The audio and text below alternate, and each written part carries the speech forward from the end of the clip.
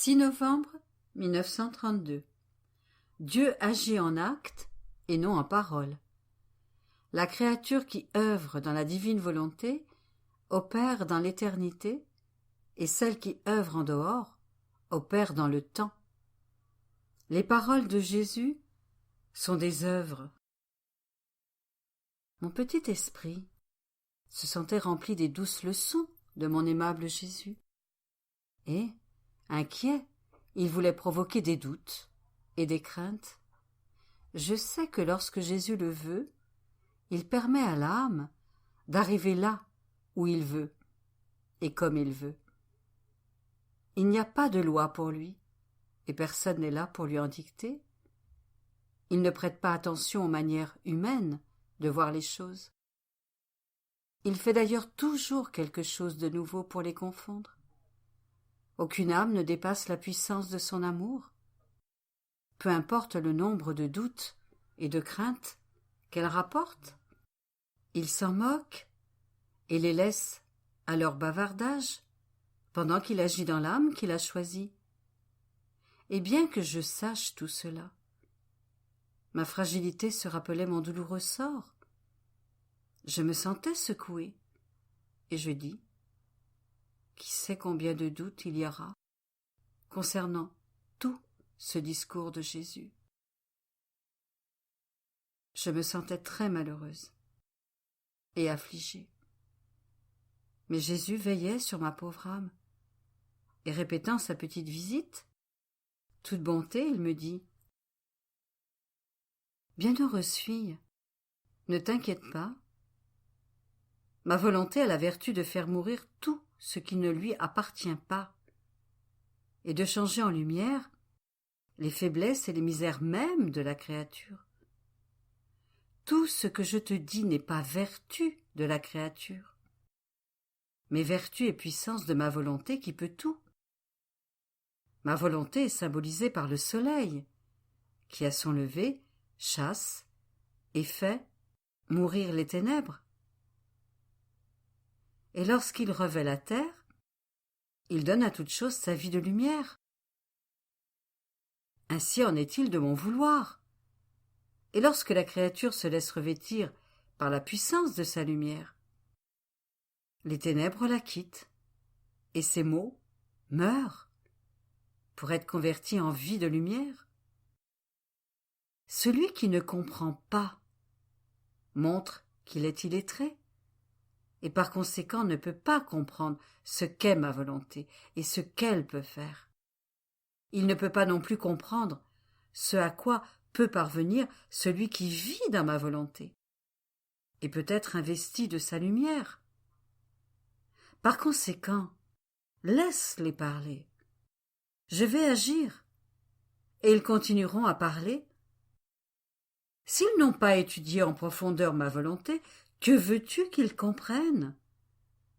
Ils sont peut-être de savants docteurs en d'autres choses, mais sur ma volonté, ils seront toujours de petits ignorants. Par conséquent, laisse-les de côté, et pensons à agir en acte, et non en parole. Tu dois savoir que pour quiconque travaille dans ma divine volonté, ses œuvres, ses actes et son adoration pour Dieu sont accomplis et formés dans l'éternité, parce que ma divine volonté est éternelle. Et tout ce qui peut être fait en elle ne sort pas de l'éternité et reste confirmé comme des œuvres, des adorations et de l'amour divin et éternel. On peut dire que ce sont des œuvres de la créature transfusées en Dieu et dans lesquelles Dieu lui-même a opéré. Ce qui est humain ne rentre pas dans le divin vouloir ou dans l'éternité, et pour entrer, ce qui est humain doit perdre sa vie afin de réacquérir la vie des œuvres de Dieu lui-même. Par conséquent, celui qui vit dans notre vouloir en vient à être vu par nous, non dans le temps, mais dans l'éternité. Et pour notre cortège et notre honneur, ces actes doivent être nos actes, son amour, notre amour. Nous sentons que la créature vient dans notre vouloir nous donner une occasion de nous permettre d'agir et de lui donner notre amour, afin que nous soyons aimés avec notre propre amour. Tout doit être nôtre, et tout ce que fait la créature doit être imprégné de l'image de son Créateur. Par contre, celle qui œuvre en dehors de ma divine volonté opère dans le temps, et tout ce qui est fait dans le temps, ce sont des œuvres sans confirmation, ou plutôt qui doivent attendre le jugement pour être confirmées, ou condamnées, ou purifiées par le feu du purgatoire. Elles sont considérées comme des œuvres de la créature, où pourrait manquer la plénitude de la sainteté, de l'amour et de la valeur infinie. C'est tout le contraire pour qui œuvre dans notre volonté. Comme ce sont nos actes, tous possèdent la plénitude de sainteté, d'amour, de beauté, de grâce, de lumière et de valeur infinie. Il y a une telle distance entre les uns et les autres, que si tous le comprenaient, oh, combien ils seraient attentifs à vivre dans notre vouloir, afin de rester exempts de tout acte humain et remplis de l'acte opérant d'une divine volonté. Par conséquent, sois attentive et ne fais rien qui ne soit imprégné et vidé par la lumière de ma volonté. Et tu me rendras immensément heureux en me permettant d'agir en Dieu que je suis. Ainsi, je t'attends dans ma divine volonté afin de toujours aller vers toi, d'étendre mes bras vers toi pour agir en toi et de pouvoir parler et rester avec toi pour entretenir de douces conversations et te manifester les secrets mystères de mon fiat suprême. Après quoi, je pensais à tout ce que Jésus, mon immense bien, m'avait dit, et c'est comme si des doutes et des difficultés voulaient se lever en moi. Et lui, avec une inexprimable maîtrise, me dit « Ma bonne fille, ne sois pas étonnée de tout ce que je te dis. Tout est possible à ma volonté. L'impossible n'existe pas. Si la créature se laisse conduire par ma volonté, tout est fait. Tu dois savoir que tout ce que je te dis sert à former, ordonner et harmoniser le royaume de la divine volonté. Je refais ce que j'ai fait dans la création. J'ai prononcé le fiat, puis il y eut un silence. Et bien qu'il parle de jours, en ces temps, les jours n'existaient pas.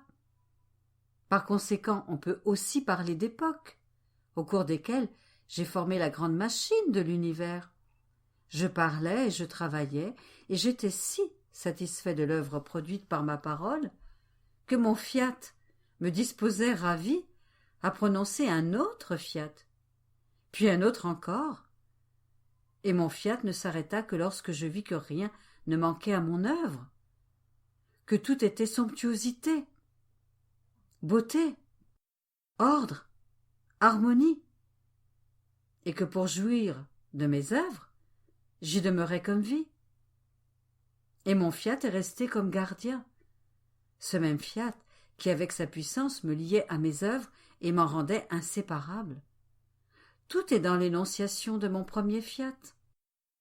En donnant mes premières leçons, j'ai déposé dans l'âme la puissance et l'œuvre de mon fiat. Et lorsque je commence, je peux dire que je n'arrête pas avant d'avoir achevé mon œuvre. Que dirait-on si la création était à moitié terminée? Ce ne serait pas une œuvre digne de moi, et mon amour n'aurait pas été exubérant. C'est pourquoi un fiat m'attire et ravit le suivant. Il forme le vide dans la créature pour placer l'œuvre et l'harmonie de mon fiat opératif. Il dispose la créature et m'impose de donner d'autres leçons, afin de former, tous ensemble, de nombreux actes. Unis, ils forment la création nouvelle, plus belle et plus harmonieuse que la machine de l'univers qui doit servir pour le royaume de ma volonté. C'est pourquoi chaque parole est une œuvre, un autre épanchement de notre amour. Elle donne la finalité à mon premier fiat. Et se donnant la main, le premier et le dernier fiat prononcés formeront l'entrelacement de la nouvelle création de mon royaume, dans les profondeurs de l'âme. Transmis aux descendants, ce royaume sera plus que l'univers lui-même, porteur de bien, de sainteté et de grâce pour les générations humaines. Tu vois donc ce que signifie une parole de plus ou de moins, une leçon de plus ou de moins. Ce sont des œuvres qui, si elles ne sont pas reçues, ne signifient rien. Mon fiat alors ne m'attire pas et ne me captive pas pour prononcer d'autres fiat, et par conséquent, l'œuvre n'est pas achevée. Et moi je veux attendre et répéter mes leçons, et si je les répète, c'est le signe que tu n'as pas tenu compte de ce que j'ai dit, et je veux que rien ne manque, parce que tout ce que j'ai à te dire sur ma volonté a été établi. Par conséquent, sois attentive et laisse-moi faire ce que je veux. Après quoi, je pensais à ce qui était écrit au commencement de cette section, que quiconque agit dans la divine volonté travaille dans l'éternité, et que celui qui agit en dehors d'elle travaille dans le temps. Et je me disais, pourquoi cette grande différence? Et Jésus, mon immense amour, ajouta, ma fille, c'est facile à comprendre. Suppose que tu aies reçu de l'or, avec lequel tu as pu fabriquer un grand nombre de beaux objets en or. Mais si je t'avais donné du cuivre ou de l'acier, tu n'aurais pas pu changer en or le cuivre ou l'acier, et tu aurais par conséquent fabriqué des objets en cuivre et en acier. Compare maintenant ces objets de cuivre et d'acier avec les mêmes, avec les objets en or. Quelle différence dans leur valeur! Et pourtant, tu y as consacré le même travail. Tu as fait des objets identiques. Mais à cause de la différence dans le métal, les objets en or sont étonnamment supérieurs aux autres en valeur, en beauté et en élégance. Pour celui qui agit avec sa volonté humaine, même en faisant le bien, comme il est dans le temps, on peut dire que tout ce qu'il fait, ce sont des œuvres temporelles et sujettes à des milliers de misères. Ce seront toujours des œuvres humaines d'une valeur minimum, parce qu'il leur manque le fil d'or, la lumière de ma volonté. Mais celui qui agit en ma volonté aura ce fil d'or en son pouvoir. Et il aura en plus le Créateur opérant dans son acte. Il aura en son pouvoir l'éternité, et non le temps. C'est pourquoi il n'y a pas de comparaison suffisante pour exprimer la différence entre les deux. La vie dans ma divine volonté est exactement ceci. Ma volonté a l'acte premier et opératif dans la créature. Elle fait comme le maître qui veut développer le thème qu'il a donné à son élève. Il lui donne le papier, met le stylo dans sa main, place sa main sur celle de son élève, et il développe le thème avec la main de l'élève et celle du maître, qui écrivent ensemble. Ne peut-on pas dire que c'est le maître qui agissait et qu'il a placé dans ce thème sa science et sa belle calligraphie, de telle sorte que personne ne peut y trouver l'ombre d'un défaut? Mais l'élève n'a pas bougé. Il a pour lui le travail de son maître. Il lui a permis de diriger sa main sans aucune résistance. Il était même heureux de voir les belles idées, les précieux concepts qui le ravissaient. Ne peut-on pas dire que l'élève possède la valeur et le mérite de l'œuvre de son maître? C'est ce qui arrive à celui qui vit dans ma volonté. La créature doit subir l'acte que veut accomplir mon vouloir. Il ne peut pas être mis de côté, et doit placer ce qui est nécessaire et digne de son acte divin. Et notre bonté est telle que nous rendons la créature propriétaire de nos actes mêmes. Par contre, celui qui ne vit pas dans notre volonté ressemble à l'élève auquel le maître a donné un thème, mais sans se faire l'acteur de ce thème. Il laisse faire l'élève, qui peut alors commettre des erreurs, car il agit selon ses petites capacités, et ne sent pas au-dessus de lui la capacité et l'acte opératif de son maître. Et le thème n'est rien d'autre que notre grâce. Elle ne quitte jamais la créature, même dans le petit bien qu'elle fait. Et selon les dispositions de la créature, elle se prête comme acte opératif ou acte d'assistance. Car il n'est pas de bien qui puisse se faire sans l'aide et le soutien de la grâce divine.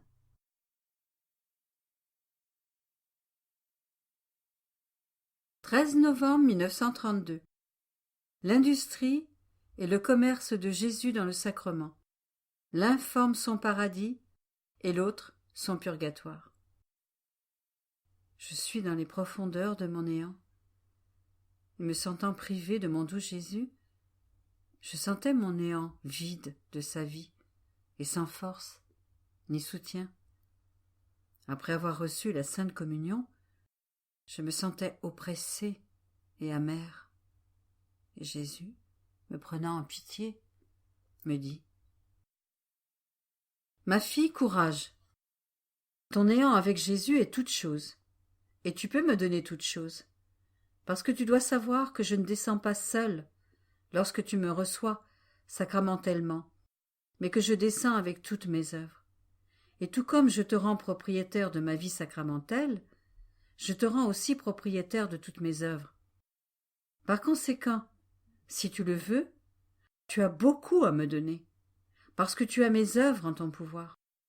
De plus, ma vie sacramentelle que tu reçois dans la Sainte Hostie est entourée des actes accomplis dans mon humanité, lorsque je me suis reçu moi-même en instituant le très saint sacrement, avec les actes accomplis par ma céleste mère, lorsqu'elle me reçut sacramentellement, et avec tous les actes de ceux qui vivent dans ma volonté. Cela parce que ces actes sont inséparables de moi, et restent incorporés à moi comme faisant partie de ma vie même. Par conséquent, tu peux tout me donner, parce qu'ils servent à couvrir ta misère, à compenser pour ton amour, et t'empêcher presque d'avoir honte, car sinon, tu n'aurais rien à me donner. Mais, en me les donnant, ils se dédoublent, et deviennent mes actes et tes actes, ceux de la reine souveraine, et ceux des âmes qui vivent dans ma volonté, de sorte que je les ai 2 fois au lieu d'une. Et ma vie sacramentelle demeure entourée 2 fois d'actes, 2 fois d'amour et d'une plus grande gloire. Tel est le commerce que je pratique lorsque je me communique aux âmes. Je donne de ce qui est à moi pour le recevoir en double, et ma vie sacramentelle demeure active pour avoir cet échange. Mais hélas, combien n'en font aucun usage? Et ces âmes restent sans rien avoir à me donner, et je suis privé d'une nouvelle cour, sans leurs actes, et avec la peine de ne pas pouvoir exercer mon commerce d'amour. Tu ne me feras pas cela, parce que si je viens, c'est aussi parce que je veux me donner moi-même, et me recevoir. Quoi que la créature puisse me donner, cela forme ma satisfaction. Mon bonheur et mon paradis dans le très saint sacrement. Donner et ne rien recevoir des créatures forment mon purgatoire dans la petite prison de l'hostie sacramentelle. Un purgatoire que l'ingrate créature forme pour moi. Par conséquent, sois attentive et avec courage et sans réserve aucune. Donne-moi ce qui est mien et donne-moi tout de toi-même, afin que je puisse dire : je lui ai tout donné. et elle m'a tout donné. Tu formeras ainsi mon bonheur et mon commerce d'amour. »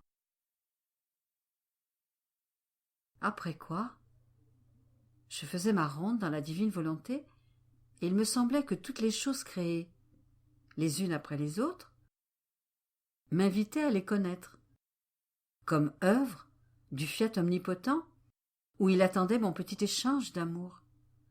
Et si petit qu'il soit, il le voulait, il le demandait, afin d'obtenir la raison d'avoir fait toute la création. Et j'essayais de suivre la divine volonté, lorsque mon aimable Jésus, répétant sa petite visite, me dit : « Ma bienheureuse fille, tout ce que notre paternelle bonté a accompli dans la création et la rédemption n'a pas encore reçu l'échange de la part des créatures. La raison en est que le dessein pour lequel la création fut créée était que l'homme accomplirait notre volonté en toutes choses. Cette volonté, opérant dans la création, devait obtenir son acte opératif continuel dans la créature, de telle sorte que l'écho de l'une devait former l'écho de l'autre, pour ne faire qu'un. Mais la vertu opérante de ma volonté reste seule, avec toute sa magnificence, sa puissance, sa sagesse et sa beauté. Elle demeure dans la sphère céleste, mais dans l'homme, elle est réprimée. Et comme l'homme n'a pas en lui ma volonté opérante, il n'a pas l'oreille pour entendre sa vertu opérante dans la création. Par conséquent, n'ayant pas atteint leur dessein, nos œuvres demeurent sans échange. Le dessein forme l'échange de toute œuvre accomplie, grande ou petite. Tu dois être convaincu que personne ne travaille dans l'ordre divin ou dans l'ordre humain sans le dessein d'obtenir un échange. Ce dessein peut être appelé le commencement de la vie d'une œuvre. L'échange en est l'accomplissement. Oh, combien d'œuvres n'auraient pas de commencement s'il n'y avait le dessein et resteraient à mi-chemin s'il n'y avait la certitude de l'échange. L'échange soutient des sacrifices inouïs et confère à Dieu et aux créatures l'héroïsme excessif. Or, si ma volonté ne forme pas son royaume dans les âmes, et qu'elle ne lui donne pas la liberté de les dominer par sa vertu créatrice et opérante, le véritable échange ne nous est pas donné. Nous serons par conséquent toujours dans l'attente, et nous verrons nos œuvres merveilleuses à mi-chemin, et sans l'accomplissement de notre dessein. Il manque ainsi la chose la plus belle, l'acte le plus important, le dessein en vue duquel toutes choses furent créées. Tu vois donc combien il est nécessaire que vienne le royaume de ma divine volonté. Plus encore, en ne recevant pas son échange, notre œuvre créatrice reste suspendue et ne peut pas poursuivre l'œuvre de création. Car il est établi qu'à partir de la création extérieure que possèdent les créatures, la création intérieure dans les profondeurs de l'âme devait être poursuivie.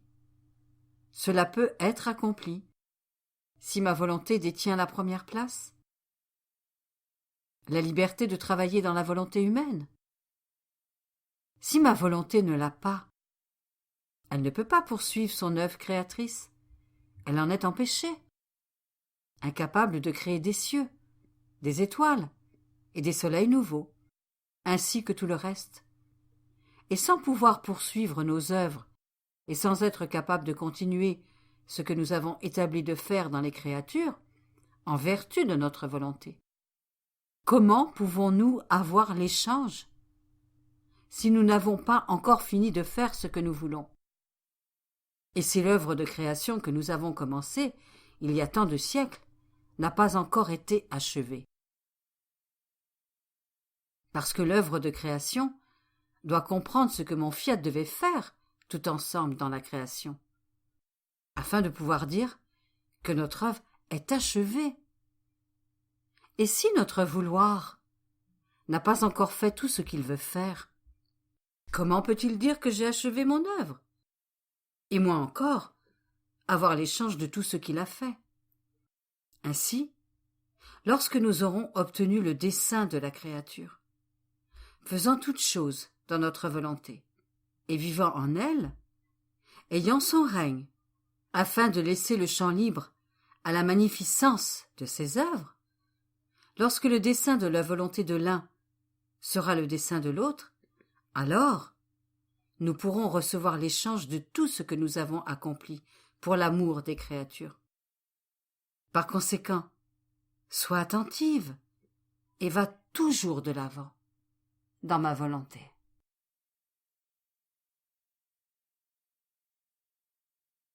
« 20 novembre 1932. Dieu a placé le bonheur dans ses œuvres pour rendre la créature heureuse. Chaque acte accompli dans la divine volonté est une œuvre, un pas, un amour que Dieu cède à la créature.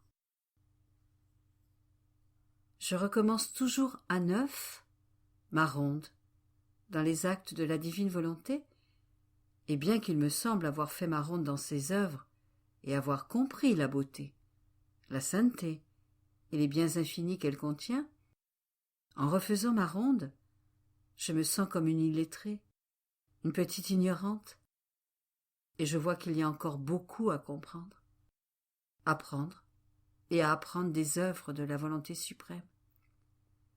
Mais alors que ma petite intelligence semblait sous le charme de la magnificence de ses œuvres, mon céleste Jésus visita ma pauvre âme et me dit : « Ma bienheureuse fille, mes œuvres contiennent une valeur et des biens infinis.